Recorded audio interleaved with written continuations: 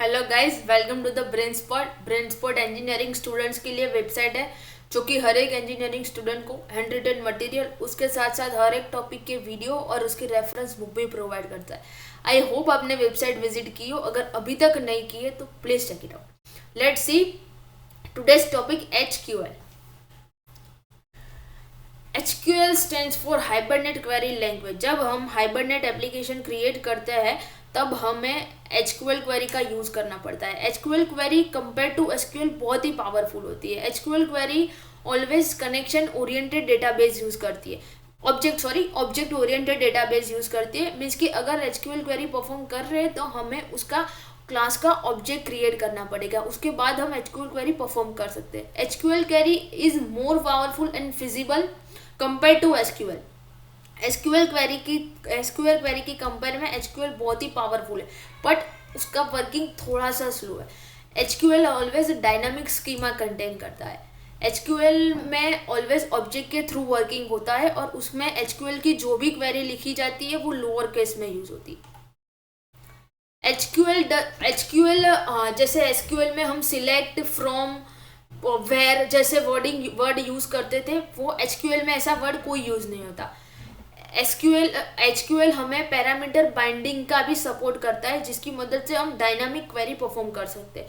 जैसे एसक्यूएल में सम mean max जैसे एग्रीगेट फंक्शन थे, वैसे फंक्शन HQL में भी अवेलेबल है। HQL के अंदर हम सब क्वेरी भी यूज कर सकते हैं।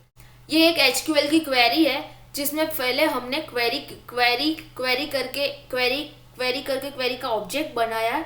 उसके अंदर ये सिलेक्ट ऑल टेबल की क्वेरी है, जो कि HQL की क्वेरी होती है select star from table name.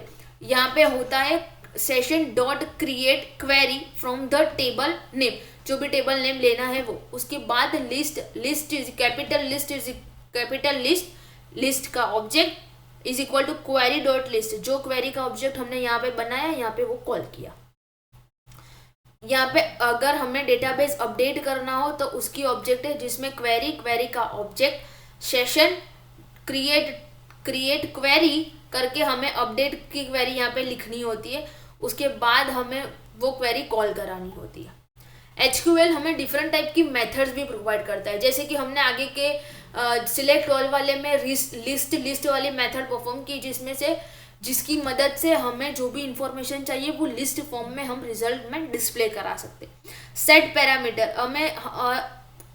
Parameter int position object value, proper position पे डेटाबेस में किसी भी रो या किसी भी कॉलम में हमें कोई भी डेटा एंटर करवाना हो तब हम ये मेथड का यूज कर सकते हैं।